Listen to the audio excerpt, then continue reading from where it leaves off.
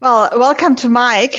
Mike is from Expocast. It's a recruitment agency which is specialized on our industry, the events and exhibition industry. And after we have a real brain and hand strain after the last 18 months being under the pressure of COVID, we are now looking forward for his ideas, how we can get people in again, and we lost our president, and how we can get people in again, and how we keep those people who want to join the industry in our industry. So Mike, the stage is yours. Thank you very much, and instant apologies that it's just me. It was supposed to be myself and my co-founder Natasha. She is unfortunately unwell with COVID at the moment, which is a familiar story. So please bear with me. It's just myself. So what I'll do is I shall just share my screen. So can everybody see that presentation okay? Yes. Excellent. So it's a half an hour-ish presentation. So it's going to be sort of a top line skim across the kind of recruitment stratosphere as we see it at the moment. So what I'm going to cover off today, here's our sort of agenda. So we'll have a quick look at what's changed and what has always been changing for recruitment within the industry. We're going to have a look at what we're hearing from candidates at the moment in terms of what their priorities are when it comes to looking for a new vacancy. We're going to have a look at the recruitment process itself, because lots of businesses have obviously been trying to keep costs down by doing it themselves. They'll have picked up a clearer idea of all the ins and outs, but we'll have a look at the simple and the more thorough version of the recruitment process. Then we'll touch upon retention of staff. So obviously this will apply to people you've already got within your businesses, but also people that we're talking about recruiting as well. And then because it's such a big issue, particularly at the moment over the last kind of 18, 20 months, we will touch upon the sort of work flexibility arrangements. There are certain companies and certain vacancies where it is more appropriate to look at flexible working, and then there are other jobs where you can't afford to not have somebody in the office or in the warehouse. So moving on to this first step then. So this is essentially recruitment. There's always an evolution. It never stays exactly the same, and there are a few key areas in which it does change. Now, so this power balance that we're talking about here in number one, this is the fluctuation between a candidate-driven market and an employer-driven market. Now, when the roles first started coming back, I would have said we were in an employer-driven market. There were lots of redundancies, so the candidate pool was quite flush with potential candidates. So I actually used this presentation maybe 5 or 6 months ago. It's obviously had to be adapted since. And at that time, we were flush with candidates, but we didn't have lots of vacancies. That has very much flipped on its head. And the reason for that is purely down, I think, to the length of time it has taken for us to get back to a point where we have a high enough volume of recruitment. So there are people who have been forced out of the industry because there weren't any more events vacancies. And as we were kind of talking about before this session immediately started, people have been forced into jobs and they've realized that they can earn the same or more money under much less stressful working environments. And so we've seen a sort of a mass exodus of talent from the events industry, and it's going to be a struggle to bring all of those people back. So in order to try and bring in the volume of people that we need into the industry, we need to look at a few different strands. One of those is going to be changing certain aspects that we can offer to our employees, but also how we promote the industry to the next generation. Because again, prior to this sort of kicking off formally, we were talking about that sort of succession planning. And if you're a relatively small business and you've been running for a long time, and Andrew was talking about a couple of his members within ESSA who have shall we say, a high number when it comes to the average age within those companies. And, given it a decade, they'll have a struggle on their hands if they haven't been able to bring in some younger people into their businesses. Secondly, salaries. So this is a really tricky point. I think it's been a conversation for years and years and years that the events industry isn't necessarily overly competitive when it comes to remuneration compared to other industries. And that obviously ties into having lost candidates to other sectors where there weren't the events roles available.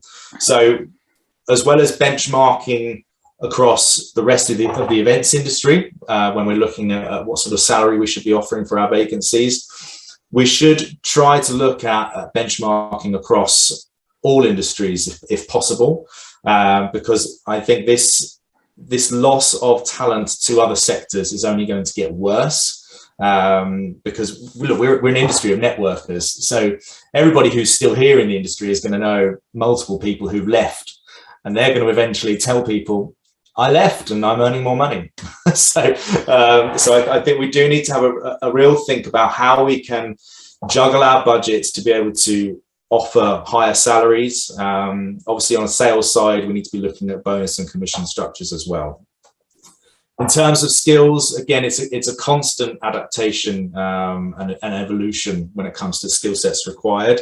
When it comes to stand design, obviously all of the design technologies will be changing and updating, but also we've obviously been thrown online. So I think we just need to make sure we are offering the training required to our existing staff in order to be able to upskill them, because that's going to be much cheaper than recruiting brand new people. But there are also going to be certain skill sets that it's not appropriate to try and throw those responsibilities onto our existing team members. We're going to need to add to our organizational structures.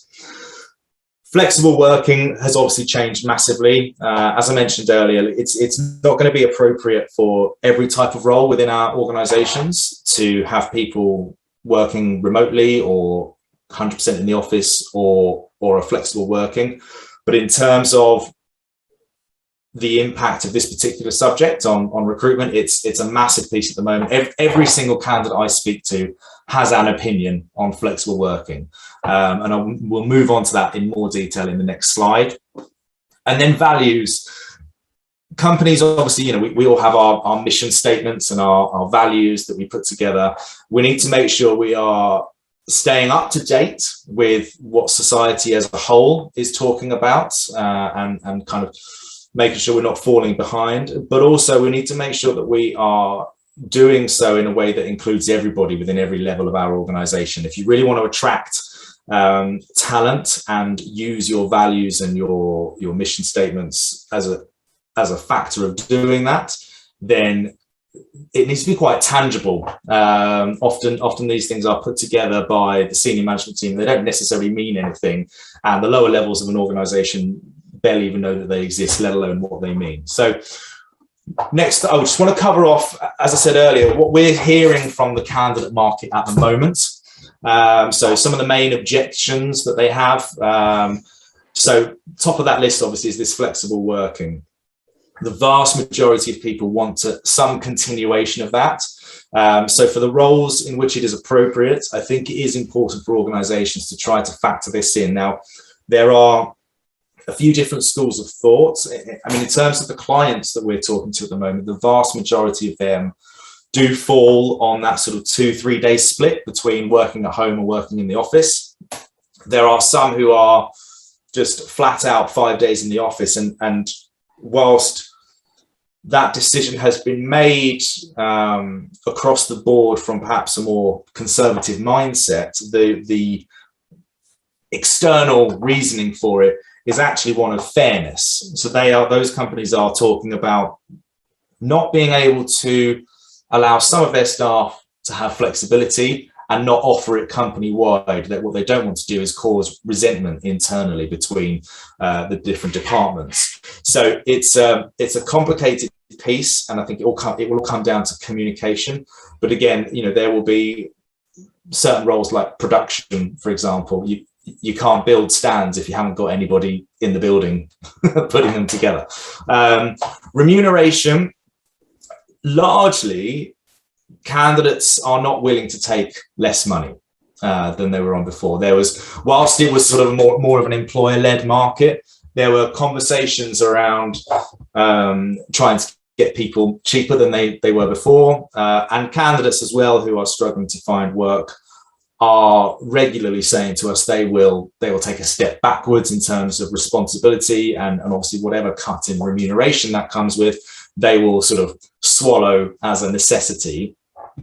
But for the most part, candidates are still trying to push for the seniority of roles that they would have been looking for if the pandemic hadn't happened, and the remuneration that comes across with that.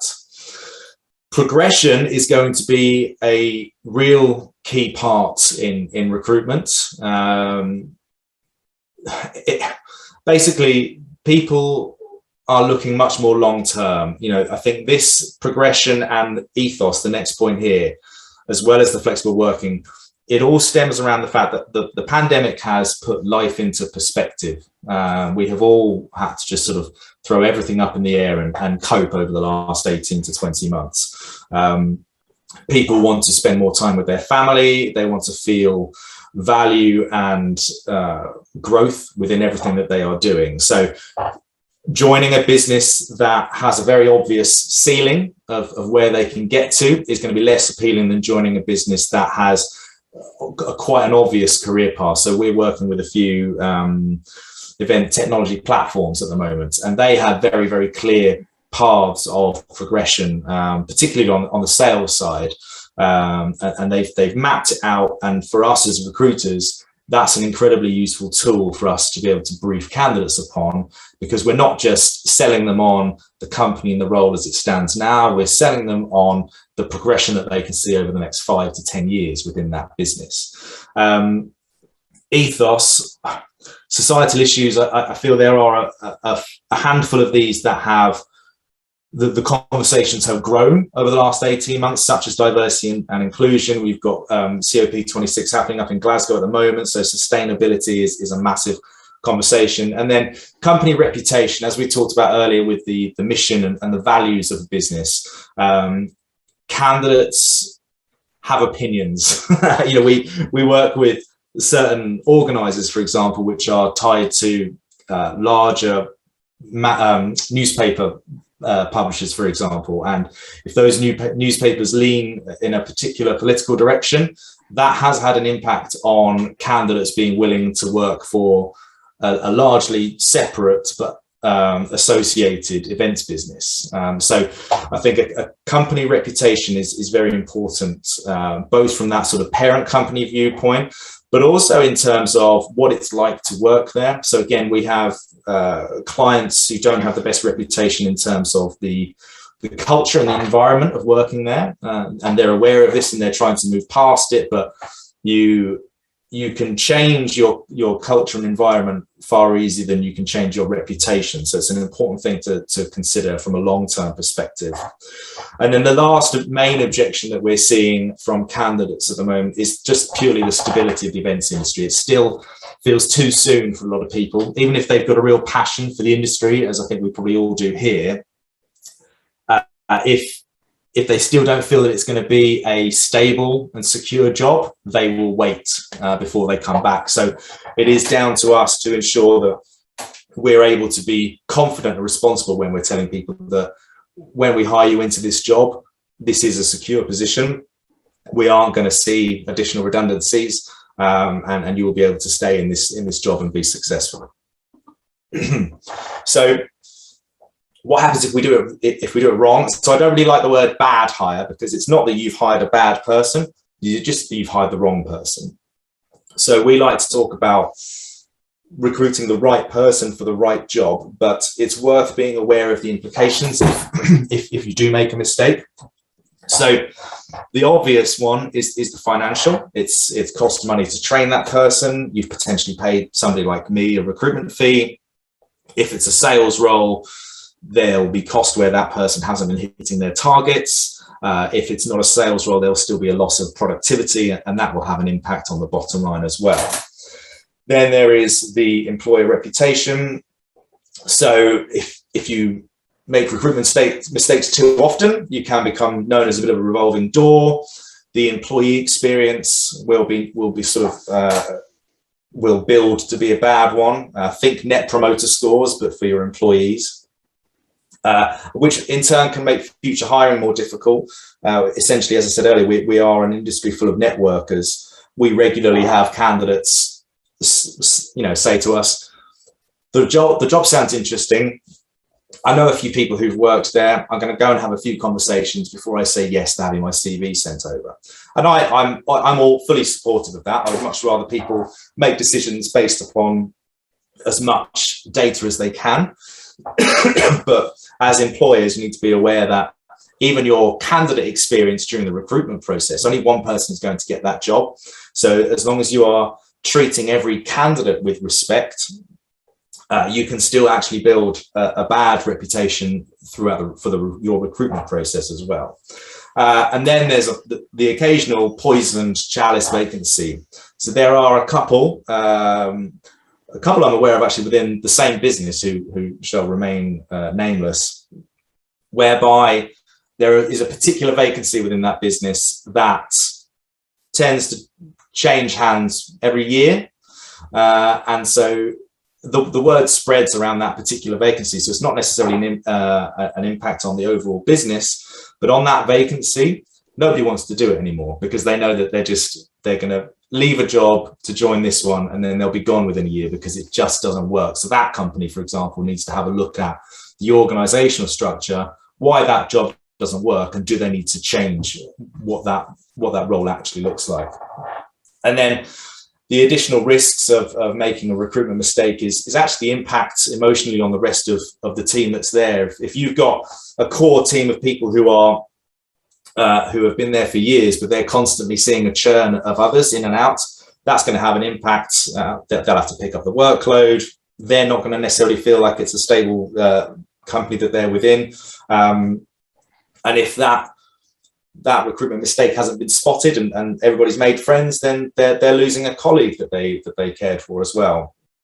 We have to be aware of the customer impact.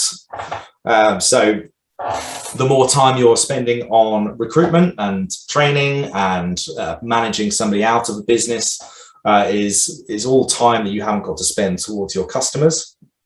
If that recruitment process has been for a customer-facing role, then there will be a direct impact on your company reputation, excuse me, from a customer perspective. And then also, even the employees who have stayed, if their morale has been knocked, that will have an impact on your customers as well. And then lastly, this is a piece where I'm not sure people will always consider when thinking about the risks of hiring the wrong person.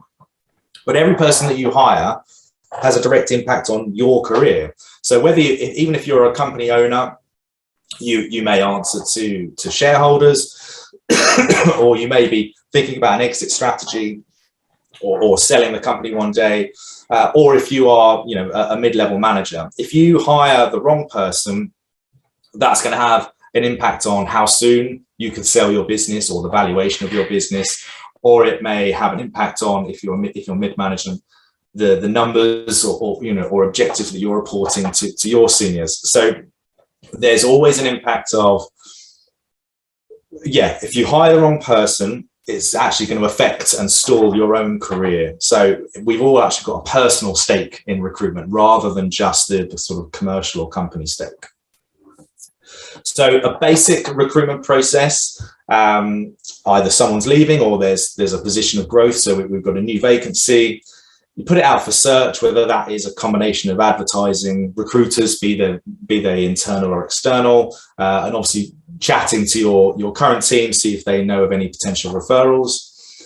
You have a few candidates that you bring through for interviews, assess their experience, capabilities, ambition, personality, make them an offer, negotiate a package, bring them on board, and then hopefully they can hit the ground running.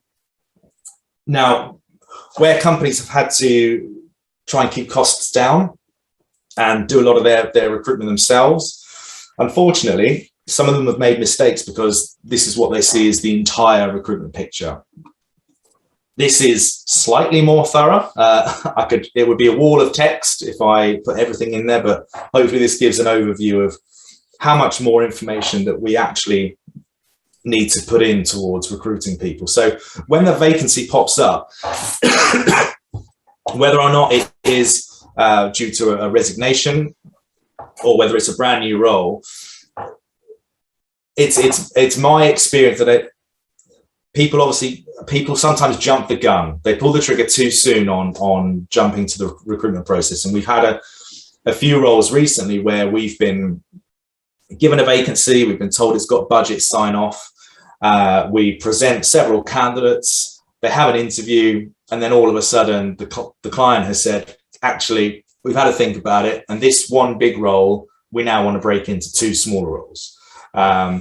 So it's very important when you're considering a recruitment that recruiting a new role, that you take the time to assess exactly what you need within that business, and whether that is one job, whether it's two jobs, and obviously making sure that you're taking the time to benchmark various different factors, especially the salary side of things. And then, excuse me, the search side, if you do engage a third-party recruiter, if you engage a specialist, they will map out the rest of the market, looking at all of your competitors.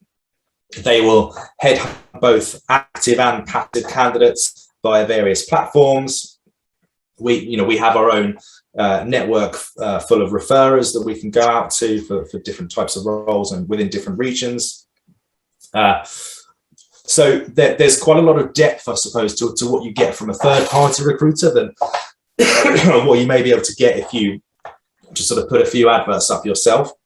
Then the interview process, we always recommend having a predetermined interview process. So the number of stages, knowing who the interview panel is going to be within each stage. From a diversity and inclusion perspective, actually, I sat on a workshop last week, and one of the interesting things I learned from that was that in an interview process, ideally, none of your interviews should ever be done with only one person. So you should always have at least two people interviewing the candidate at any time, just to make sure that you're giving yourself as much of a chance as possible to reduce any unconscious bias.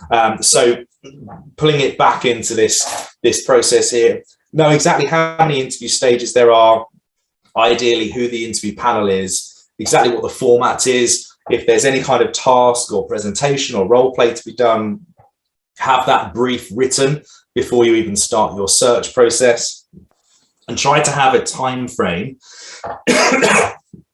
that you stick to between each of the interview processes. That's really, really important for the candidate experience. So communicating to candidates feedback, whether they've been successful or unsuccessful, the time frame in terms of when they can expect to get to the next stage. It's incredibly important. And then also how you assess how a candidate has done at interview stage. You can use scorecarding. So these would be predetermined factors about the role and the candidate that you want to assess. You assign each factor a score out of 10. And then that's quite a good sort of numerical, quantifiable way of matching or comparing rather candidates against each other, so that you're taking out again any kind of unconscious bias, and you're trying to purely base it on data as much as possible. So when you get to offer stage, it's important to make sure that you maintain that positive candidate experience. So we have seen negotiations sometimes get almost heated, which is quite bizarre, because you're trying to bring somebody on board into your business, and then all of a sudden you feel like you're having an argument with them about money. So it's a strange way to start a new relationship. So try to make sure expectations are set early on in terms of what your budget is as an employer, so that they know that there is a firm line. If it's a role that has any kind of commission or bonus scheme, That won't necessarily go into the employment contract because often it's discretionary, but you should be prepared to provide as much detail as possible about how they can achieve that bonus or that commission, that OTE, because a candidate needs to feel that they've been given as much data as possible to make the best decision.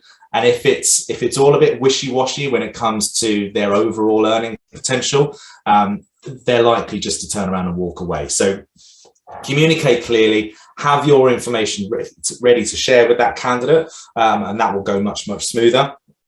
And then once you have filled that role and they're in the door, their feet are under the desk, the job continues in terms of making sure that person is successful within your business. So having a structured onboarding process is very important. I was dealing with a client recently, an international business, but we were placing somebody for them in Germany.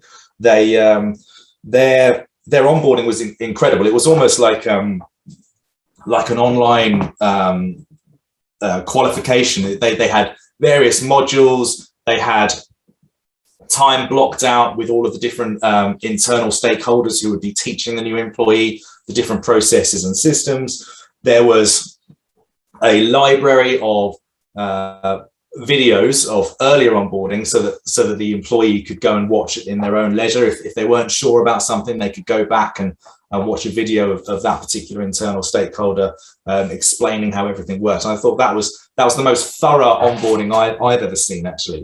So it's incredibly important to make sure you're arming your employees for success. And then ongoing training, making sure that the communication between yourself and the employee is very clear with one-to-ones. If you've got no matter what your team size is, it's always important to do some sort of team building activities.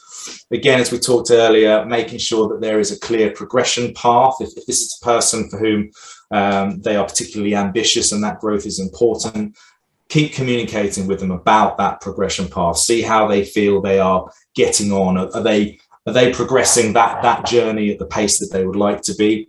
And then obvious things such as incentives and benefits and perks, obviously, as much of that can be delivered with low cost, the better. But they are nice to have. Sometimes they can be very, very cheap, but it makes all the difference in terms of people feeling rewarded and acknowledged and respected within a business. So to expand a bit more upon these points, so this is again about retention, so keeping your best talent. So this was the second or third slide about the candidate market we're seeing at the moment. So all of these things that are important to candidates who are looking for work are still important for people who are in work. So if you're going to keep your people, you need to be keeping those same things in mind. So transparency and communication is incredibly critical. So we talked about those one-to-ones just now. But again, earlier we talked about the mission and the values of a business. Putting those together from the bottom up is probably even better than putting them together from the top down, because they will mean more to more people within your business if that's how you put your values together. Ongoing education there, again, it's about having regular training that your staff actually feel adds value. There's a risk of doing training for training's sake, and employees feeling frustrated that they're just being pulled away from the work that they need to be doing for some training that isn't necessarily adding value to them. So be careful about what training you actually put into place. If you're bringing in outside contractors to deliver training, make sure it's actually going to be of value. And again, going back to communication, ask your staff what it is that they want to learn. What gaps do they have that would affect their immediate responsibilities? What gaps do they have that will fill the gap between the job they're in now and the job they want to progress to? And then obviously that segues nicely into ongoing progression. So it's, again, I don't want to repeat myself too much, but the communication and the enhancing of your people's skill sets, showing them their career path, is how they feel valued and respected, and that will keep them within your businesses. The benefits and incentives are nice to have. And then investing in technology and data, this is this is actually going to become more and more critical, I think, in terms of staff retention. There are companies out there like Explory, for example, who do employee satisfaction surveys. You probably need to be a business with, I would imagine, maybe at least 50 people for an employee satisfaction survey to really work, because they tend to need to be done from an anonymous perspective. So if you're quite a small team, it's difficult to put that kind of survey or questionnaire together, look at the answers and not know who said what. But if you can use technology to your advantage, gather data about how your team is feeling, what they would like the business to do for them, for their customers, that will help you make better strategic decisions, which will then impact the company overall and also your ability to retain staff. So reducing your future costs, it's a lot of the same old stuff. So transparency and communication. If you foster that sense of community within your team, you have that shared purpose. People will trust you to be able to talk to them frankly about any problems that they are having. The real crux of this is that the more open and honest dynamic you have between yourself and your team, the earlier that they will come to you when they've got a problem. And the earlier you know about that, the more opportunity you have to fix. What you don't want to do is end up with a point where there's so little transparency and communication that the first time you hear one of your members of staff has got a problem is when they're handing in their notice. And then you've either got a very expensive counter offer to offer, or you've got a very expensive recruitment process, when actually, if you'd have just been a bit more open in the first instance, you could have known about their issues and tried to solve them for them. Learning should be part of company culture. So again, it's really about facilitating your people to acquire whatever skills they need now and in the future, and try to integrate that into every project. So where you can try to nurture a sort of a mentor atmosphere within your business, that will allow the more senior people to train on the job, the lower end people, but vice versa. There is reverse mentorship for a reason. If you're trying to nurture management skills within a certain person, then obviously putting them in with a more junior member of staff is going to be a good way for that person to build up that managerial skill set. So the benefits and incentives, some examples of these can be flexible working, as we talked about, being competitive on the amount of annual leave that you offer, making sure any commission and bonuses is uncapped. And then from a D&I perspective, level out maternity and paternity leave, for example. Over here in the UK, for example, when my kids were born, I got 2 weeks, and my wife took a year both times. But actually, if it had been possible for us to have shared it and had 6 months off together, I think we both would have enjoyed that quite nicely. So there are things like that that are going to be more important to people now than prior to the pandemic, again, because life has been put into perspective for people. So, and then lastly, this technology and data piece, as I've said, employee satisfaction surveys, just to be able to identify those issues as early as possible. There's an example there. Vizia is quite a cool artificial intelligence tool, which can help you identify what those problems are and deal with them quite quickly. So just to quickly look into flexibility a bit more, I don't think this is necessarily going to be new to any of you, but 100% remote obviously offers the most freedom for your staff, but not everybody wants that from an employee perspective. It does have a large impact on your company's culture because there's lack of that spontaneous interaction. Trust and relationships within a business are built from all of the interactions that happen between your scheduled meetings. So if you only ever meet on Zoom, you're not going to build that sense of relationship between your staff. And the lack of that kind of spontaneous mentorship will neglect the skill sets that you've got within your business, which will impact the costs of recruitment in the future. Because if you have a new opening, you could have had those skill sets already in the business, but because that mentorship wasn't there, it's a gap and you need to look externally. Going 100% office-based, so depending on the vacancy, if you're talking about sales or leadership or marketing, for example, it can have a perception that employees aren't necessarily trusted. So you can lose some talent to more flexible competitors. Obviously, there are some types of roles which have to be 100% based on the premises. Flexible working is what we're seeing most often, that kind of 2-3 day split. Some are offering flexible start times as well. So there's a business over here which is you can start anytime between 7:30 and 10 in the morning, and then you'll just finish your day accordingly. So there are more ways of offering flexibility than just days of the week. That gives you a good balance, essentially, between building the company culture, but also nurturing the sort of the mentorship and the spontaneous training. Focusing on results rather than amount of time spent working. So we're really, really keen on this as an attitude towards work. So, most people have KPIs or objectives that they're trying to meet. If somebody's meeting those, then give them a little bit of flexibility.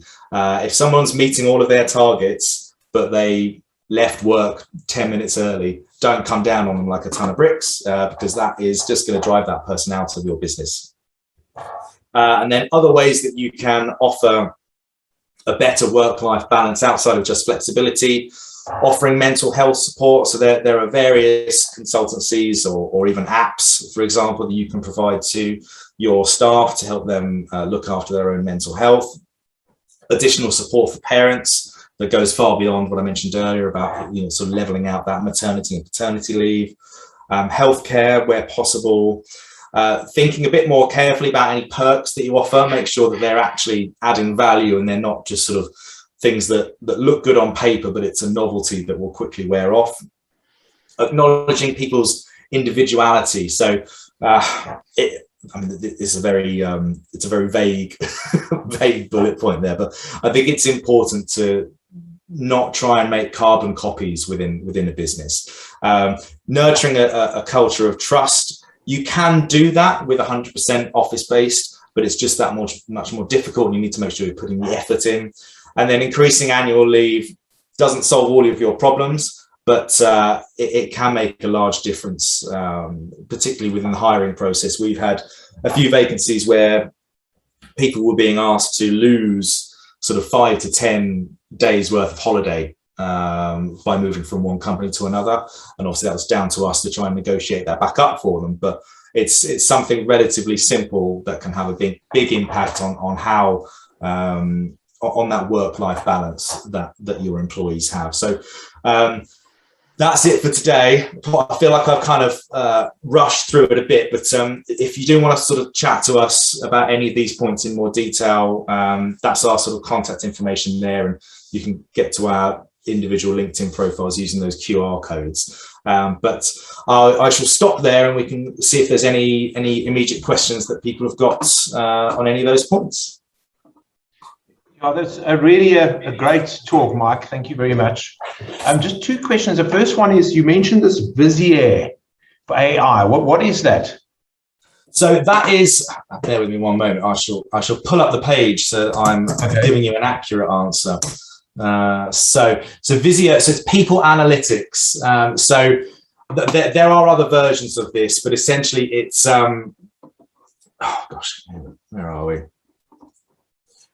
It's artificial intelligence, so it's a way of gathering data from your employees. So I think there are a few different ways that they can do that for you. And as I said, there are other suppliers of similar products. Essentially, if you Google people analytics and artificial intelligence, you'll be able to find a few different companies that offer similar things. It's about gathering data about the people who work for you and work in your organization. And it will identify problems, or it could identify leadership. It can do a few different things. So I think it can help you look for suitable candidates if you're looking internally to make promotions. It can help you identify if you're potentially going to have a shortage in a certain area of the business. I would imagine that the larger the business, the more value it can add. if that makes sense. So if you're a very small team, it might be overkill to go for something like that. Whereas if you're a Freeman or a GES and you applied that across your business, it might prove very, very useful. So like potential personality conflicts, that sort of thing as well? Yeah, I don't think it's going to do personality conflicts. I think it's going to, it's not going to do that kind of one-on-one analysis. It's not going to tell you who's about to have a fist fight in the cafeteria. It's it's going to sort of say you've potentially got a little bit of dissatisfaction in this department. And then that gives you an opportunity to go and have a look at that department, and try and figure out what's causing that. So it's gonna give you more of a guide rather than here's a list of 10 issues you've got. You need to go and sort them out now, and here's how to do it. It's not going to give you all the answers. That's interesting. And I've got another sort of maybe question, comment, and obviously COVID-19 has really changed. Obviously it's decimated our industry. But if I look at, like, for instance, the banking sector, it's really changed the way they work, and a lot of people working at home. And I think it's really, if I just look at our banks and dealing with the banks, how bad it is, just because everything's so slow, and connectivity and any questions you ask are just taking forever to people to come back to one. Maybe it's also risk averse kind of situation. And I think, working remotely, I think is a great thing, if you can have people that are committed and they follow through and things like that. My question to you is, so we are seeing gradually big corporates coming back to work. I'm talking about South Africa. I live in South Africa, so I don't know what's happening in the UK, but I am seeing corporates gradually coming back to work, and obviously they're going to work. They're not going to go to the same level. What do you think? And there are obviously certain jobs, and you spoke about it, production. You've got to have your production team. You can't, they're not going to do the remote stuff at home. But what do you, and it's obviously quite sector specific. How do you see it as sort of a percentage of where we were, in a way? Maybe it's a hard thing to answer. I'm an accountant. In terms of percentages, do you mean in terms of how many companies are coming back? What percentage of companies? What do you think? And I imagine that there's certain functions that, I look at our design facility. I don't need the designers to come to the office anymore. It was great having them here, but I think they work fine from home. So, it also quite difficult to say. What is your sort of, the migration back to coming to work and the efficiencies with that? There's some problems with working from home, but there's some advantages. It's look, there's I don't have a clear answer in terms of percentage. Sure. Anecdotally, it's just an opinion. What do you think? No. Of course. We work across suppliers, organisers, and venues. So this is going to be a bit of a mishmash of all of that rather than a supplier focus. But I would say 80% of businesses are offering flexible working, and then probably the other 10%. There's 10% who are going fully remote and 10% going fully in the office. I think the ones who are going fully in the office they are missing out probably on 50% of suitable talent, because they're not offering the flexibility. So I've got HR teams asking me to tell them every time they miss out on somebody just because of a working policy, so that they can take it to the senior management and say, look how much we're missing out on because we're not offering the same level of flexibility as our competitors. And then the 100% remote working, that is working out better for the companies who already had that kind of infrastructure in place before the pandemic. They had the ones who haven't done it as a knee jerk. So there's some of the tech companies were already 100% remote for a lot of their roles. Although, for their entry level positions, they still want people within a specific location, because they know that it's important that those people who are newer to the industry and newer to the job get the on-site support. So it's challenging, because you can't just have a bunch of entry-level people in an office on their own. They still need somebody, more senior there to teach them the ins and outs. So I haven't got an answer. I'm sorry. No. It probably depends on sector. I mean, I imagine that, we, as a stand builder, you probably need like a production people here, and there's more interactivity required, whereas an organizer doesn't need it as much. And traditionally speaking, organizers, even when they come from overseas and they're liaised, they're working from home remotely anyway, because they're not even, with you. So, it really probably just depends on the sector. I think, I took a job brief this morning from a stand designer, and it was for a couple of project management roles. And they said,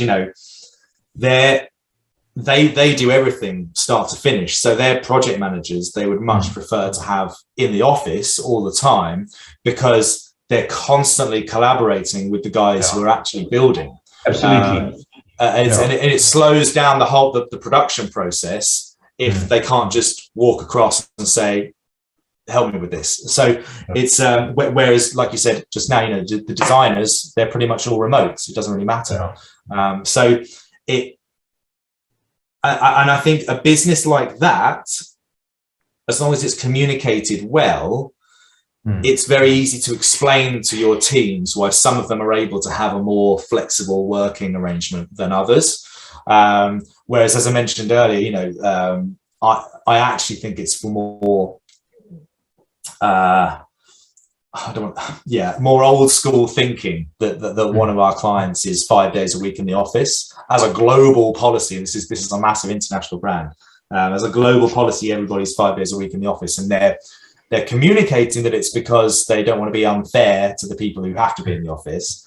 But there are ways of explaining that and getting people to understand. It's a challenging one, because it does seem to be actually based upon trust and wanting to keep an eye on people, which is a terrible environment to be in. It's for us as a recruitment business, we're sort of trying to advise. At what point do you just give up on advising them away from that and say, I actually don't want to put my candidates in that kind of position?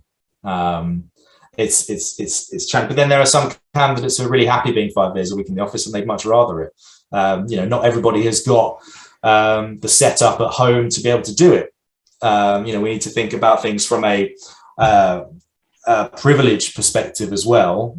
If someone's living in a studio flat, they're probably dying to get into an office 5 days a week, rather than sitting in the same room for all that time. So there are lots of complications and factors around this flexible working point. Mike, a question is coming from the association, and as a manager of an association, do you see national associations as well as an international, as IFAS, can play an important role in giving special benefits, incentives to employees for members of our associations? Doing some kind of educational program, having meetings, Yeah, no, I think certainly those things all add value. What I would question is whether or not the members are communicating that to their staff. So an association could offer, the moon on a stick. But if the staff members of those members, if the staff of your members never hear about it, then that's not going to be an incentive. So yes, people want to be able to learn and progress. If there are association events to attend, I think for some staff members, they will learn from those events, but they will also get the day or two out of the office and have a nice time and get to travel to another city. But that is still a valuable perk, because you're providing enjoyment with their employment rather than just remuneration. People, I think in our industry, we shouldn't be asking people to work purely for money. We want them to be enjoying their work. Human beings need variety. So as much as we can offer them variety as possible, it is better. And if that can be a benefit of being a member of an association, that's great. You know, that's how you sell your membership to your members. But are those members communicating that down the chain, so that their employees know that it's there? I question whether or not. I mean, you know, my last employer was an UFI member and an AEO member, and I have, apart from going to some events, I have no idea what else I could have enjoyed as part of that membership, because I don't think anybody in that business had time to go into the member zones and see exactly what it was that they could have offered to the rest of the staff, if that makes sense. You know, it's all about the communication. Yep. Yeah. So, any further? Oh, I have an awful echo. Any further questions or any further recommendations, amendments? Really ideas? Great presentation. Wow. Yeah. Thank you. Well, what I'll do is I'll share the slides. It's a pity our members are all trying to make money that we've lost in 20 months. You know, yeah, no, it's really beautiful what you're doing, you know, and it's really good. Thank you. No, I'd love to flight this again if you don't mind, in June or something, in July next year. Yeah, well, I mean, we've made up our 20 months of disaster. Yeah, I was going to say, because obviously, you know, it's supposed to be myself and Natasha, but she's ill with COVID at the moment, so it'd be great to do this again at some point next year, perhaps with both of us. Even better if we can do it face to face at some point. No, more than happy to. So I will share the slides anyway, so that you guys can sort of put that out there. But no, look, thank you for having me. Really appreciate it. And thanks to Andrew for connecting. Andrew, thanks for connecting us. Yeah. Thanks for connecting. It's really interesting what you had to say. Thanks for connecting. Go ahead. No, I was just going to say, just to echo what you were just saying, Justin, about everybody's busy. I went to Event Tech Live last week, and it was a good show, but it was definitely quiet. And yeah, the organisers weren't there visiting because they're all busy running their shows, and I think a lot of the suppliers weren't there either because they were busy being helping the organisers run the shows. It's challenging. Make them back our money that we've lost over the last 20 months. Yeah, it's a challenging period of time to run an event for events people, because they're just trying to claw back as much money as they can. So yeah, it's that toss up between going to the events because you back the format and you know, to show that it works, but also actually no, I need to just run my own event because I'm going to make some money. So no, it's absolutely fine. So we have recorded this session. We will put it on our website so that people can watch it remotely. And what we have learned in the past month, that this works quite well. So even if we are just a small group discussing today, there will be 30, 40, 50 others not discussing with us, but at least looking at us sometime, someplace.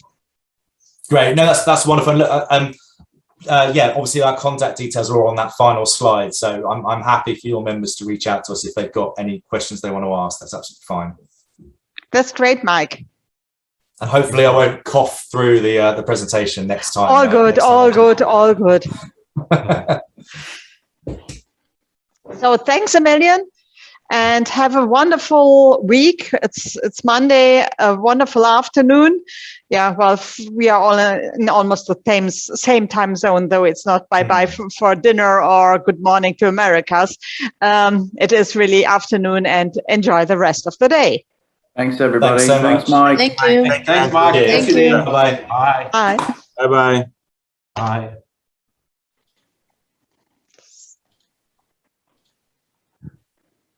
Cheers, Richard. Cheers.